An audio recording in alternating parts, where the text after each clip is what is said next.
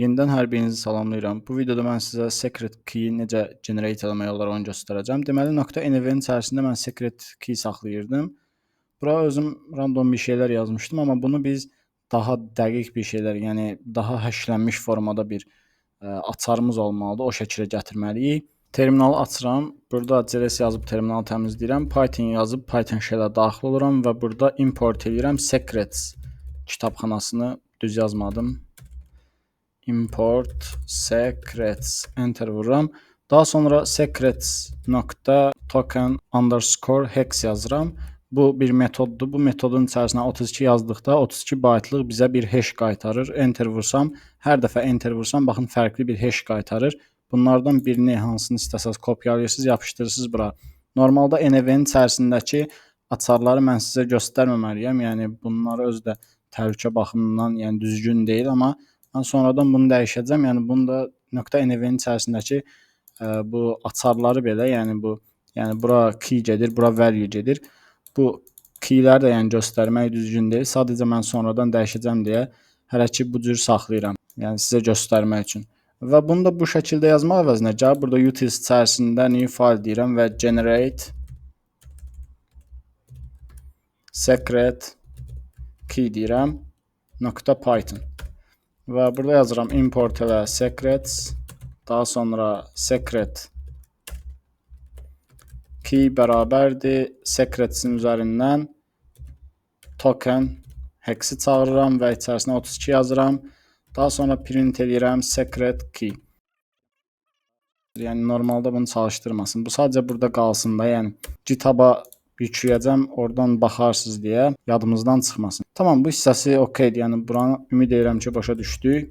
cls yazdım, buranı təmizləyirəm. .env-ni dəyişdik, əla. Daha sonra gəlirik check email hissəsinə. Burada mən bir class yazdım. Email checker klassı yazdım. Mən bunu sıfırdan yazıb göstərmək istədim, amma baxdım ki, email verify etmək üçün biraz regex kodları çoxdur. Ona görə əvvəlcədən yazıb hazırladım. İndi bunun üzərindən izah edib göstərməyə çalışacağam. Deməli bir class yazdım. Bura qədər yəqin ki, başa düşürsünüz. Static metod yazdım və check email adında bir dənə metodumuz oldu və email alır string formada, geriyə true ya false qaytarır deyə bu hissəsinə boolean yazdım. Bura şərt sətridir. Burada isə prosesimiz gedir. İndi bunu izah edəcəm. Daha sonra burada bir neçə dənə email hazırladım özüm. Yəni doğru, yanlış formada və sonra for döngüsündən həmin listdən emailləri bir-bir aldım. Email checker klassımın üzərindən check email, yəni baxın bu metodumu çağırdım. Bu hissəni bağlayıram, başımızı qatmasın. Check emaili çağırdım və içərisinə emaili daxil etdim. Email də hardan alacaq? Bir-bir buradan alacaq. Və print elədim checked hissəsini. Yəni görək bunlardan hansı doğru, hansı yanlışdır. Gəlin birinci özümüz baxaq. Bir email nəyə görə? Baxın bunlar true'dur. Yəni gəlin nəyə görə false olar ona baxaq. Baxın, domain hissəsi sayılır. At işarəsindən sonrakı hissə domain hissəsi adlanır. At işarəsindən əvvəlki hissə lokal hissə adlanır. Domain hissəsi, yəni domain hissəsində nöqtəyə qədər olan hissədə, yəni bu hissədə Gmail-dən sonra tire gəlib sonra nöqtə gələ bilməz. Bu false qaytaracaq. Yəni bu emailin standartlarıdır. Daha sonra bir email tire işarəsindən başlaya bilməz. Bu false qaytaracaq. Sonra bir email underscore ilə başlaya bilməz. Bir email yalnız kiçik hərflə, böyük hərflə ya da 2 rəqəmlə başlaya bilər. At işarəsi də olmalıdır məcbur hamısında. Yəni bu şəkildə bir neçə dənə emailim var. Onları burada yoxlayacaq. İstəsəz gəlin bir dənə çalışdıraq. Deyirəm Python utils içərisində email, daha doğrusu check email. Deyəsən adını elə yaz. Check email.python. Enter vuram. Baxın bu şəkildə cavab qaytaracaq bizə. Yəni doğru şəkildə işləyəcək. Ola bilər nəyisə gözdən qaçırtmışam. Məsələn burada fərqli bir tipdə email yazarlar. Məsələn, belə bir email yazıla bilər. Bu da səhv yanaşmadı. Məsələn, tutaq ki, bu onsuz da false idi. Gəlin true olanın birini dəyişək. Məsələn, burada at işarəsindən qabaq tire işarəsi olmamalıdır. Mən onu yoxlamışam əslində. Baxın, false qaytaracaq. Yoxlamışam. Yəni bu şəkildə yoxlamalar apardım özüm əvvəlcədən. Biraz GPT-nin də köməyini aldım. Yəni sıfırdan yazmaq üçün çətin bir şeydir əslində. Sadəcə yazıb hazırlamaq, yəni biraz vaxt alır. Ətraflı düşünmək lazımdır. Biraz da regexdən başın çıxmalıdır bunu yazmaq üçün. Yəni çox dərinliyinə qədər bilməsən də ən azından sonradan məsələn araşdıranda ki, bu hissə nədir, bu hissə nədir, bunları başa düşmək lazımdır.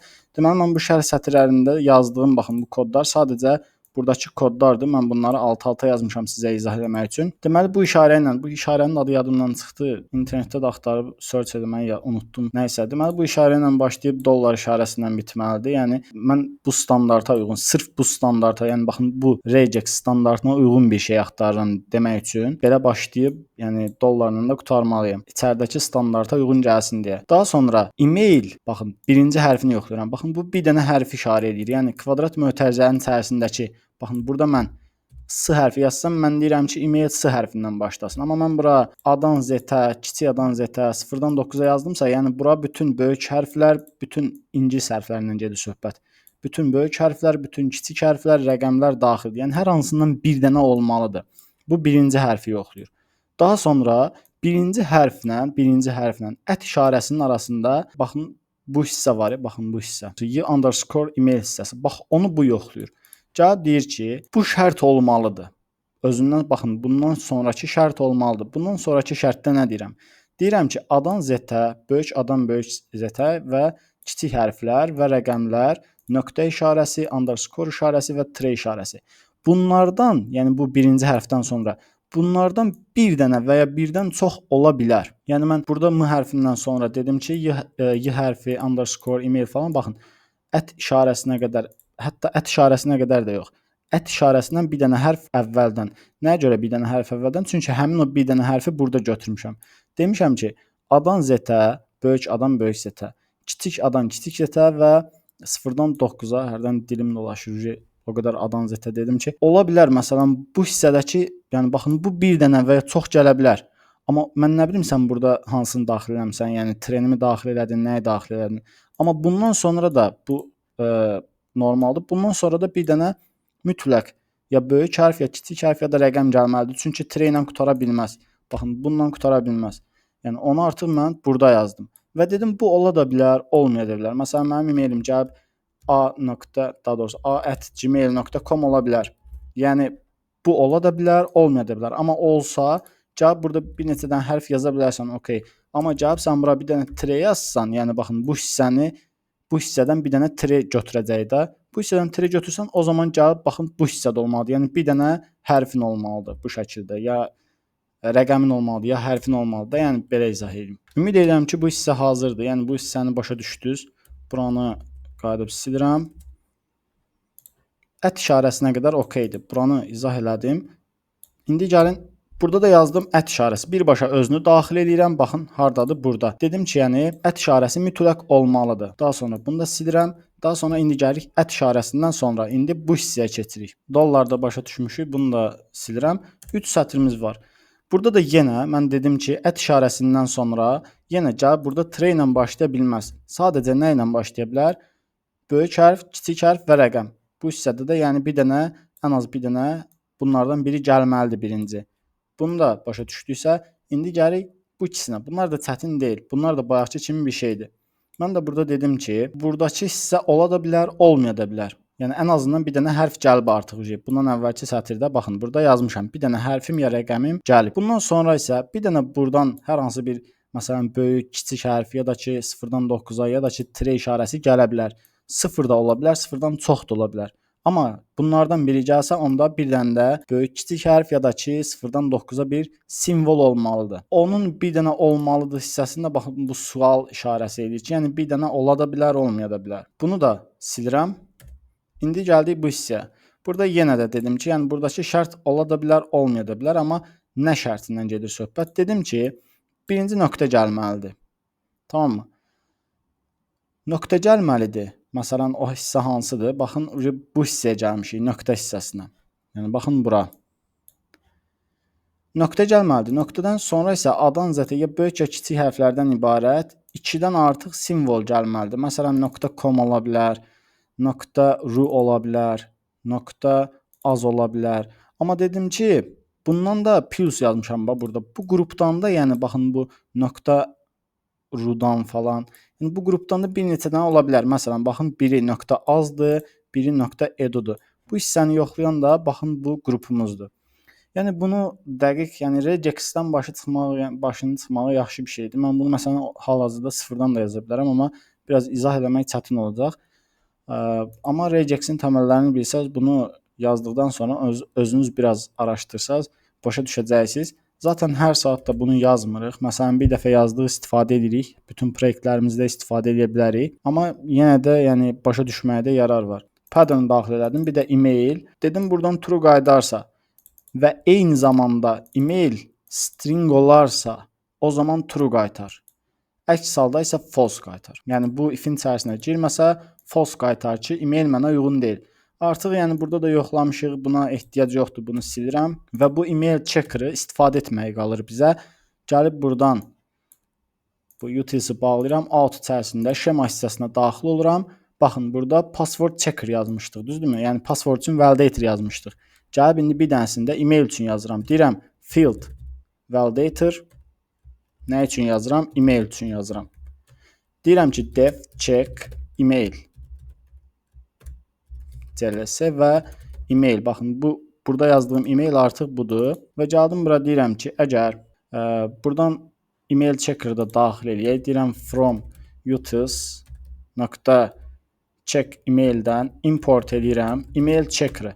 Daha sonra isə gəlib burada deyirəm ki, əgər email checker .check emaildən istifadə edirəm və bura emailimi göndərirəm. Bu mənə true qaytarmasa, yəni false qaytarsa, o zaman nə edəcəm? Bir dənə error qaytaracam. Yəni bir dənə exception qaytaracam daha doğrusu. A post doğru deyil yazıram. Doğru formada daxil edilməyib. Bu şəkildə bir mesaj yazdım. Əks halda isə return edirəm nəyi? Email. Python'ın qaydalarından biri də budur ki, yəni bu funksiyalar arasında ən az bir dənə boş sətr olmalıdır. Məsələn, mən gəlib belə yazsam, bu artıq görünüşə təsir edir. Ona görə hər dəfə funksiyalar arasında bir dənə boşluq olmalıdır. Yəni boş sətr olmalıdır. Hətta burada da bir dənə bir sətr aşağıdan başlasa daha yaxşı olar. Nəysə, bu şəkildə yazdım. Bunu da mən biraz bu şəkildə xoşlayıram. Belə bu şəkildə gətirək. Əla. Deməli biz artıq email üçün də validator yazmış olduq. Gəlin istəyirsiniz bir dənə də test edək. Deməli bağladım buranı da bağlayıram, buranı da bağlayıram. Hətta mən bir şey sizə göstərməliyəm. Burada to-do'nun içərisində routersa baxıram. Baxın burada məsələn to-do items üçün biz nə etmişdik? Token managerdən useri çağırmışdıq. Yəni tokeni yoxlamışdıq da, bağlamışdıq bunu. User login olmasa həmin itemları çəkə bilmirdi. Məsələn, create to the itemda da hər hansı bir item yaratmaq istəyiriksə, o zaman bizə nə lazımdır? Mütləq user ID lazımdır. Çünki hansı user yaradır bu to the itemi? Ona görə lazımdır. Daha sonra get to the item deyirəmsə, hansı user çəkmək istəyir? Yəni məsələn mən çəkmək istəyirəmsə, mənim özümə aid bir dənə nə gətirməlidir? Item, to the itemlarımı gətirməlidir. Yoxdursa boş bir şey gətirməlidir. Yəni bu şəkildə. Daha sonra delete eləmək istəyirəm, düzdürmü?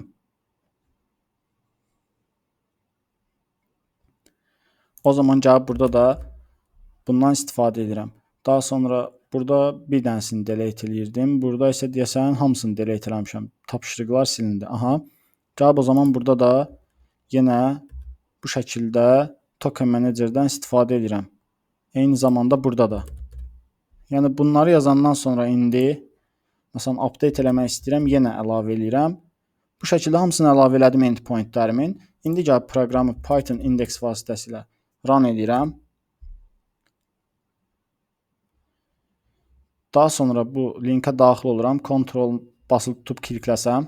İndi gəlib buradan Swagger-ı açıram. Biraz da buranı kiçildirəm, rahat görə bilək. Baxın, bütün hər birinə qıfıl işarəsi düşdü qarşısına. Məsələn, mən burada bir dənə sign up deyəcəm, bir try it out deyirəm və bura gəlib bir username yazıram. Yazıram Müşfiq 1 yazıram və burada email hissəsinə də gəlib yazıram ki, youtube.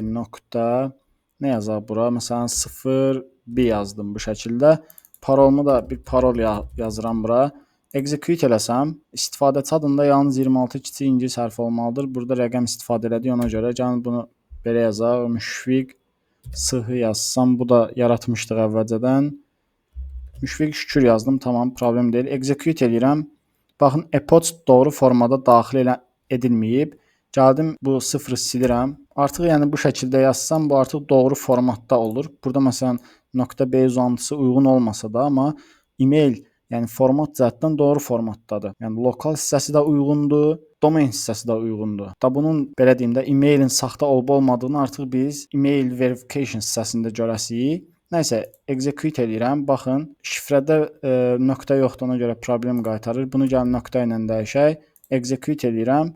Baxın, bir dənə user yaratdı. Əla, bu şəkildə biz nə etmiş olduq? Bir dənə email validator yazmış olduq. Cancel deyirəm, bunu da bağlayıram. Məsələn, mən hər hansı bir to-do itemları görmək istəyirəm. Try it out deyirəm, execute edirəm. Not authenticated deyir. Əladır. Yəni bütün endpointlərimizə də tokenlə müraciət eləməliyik.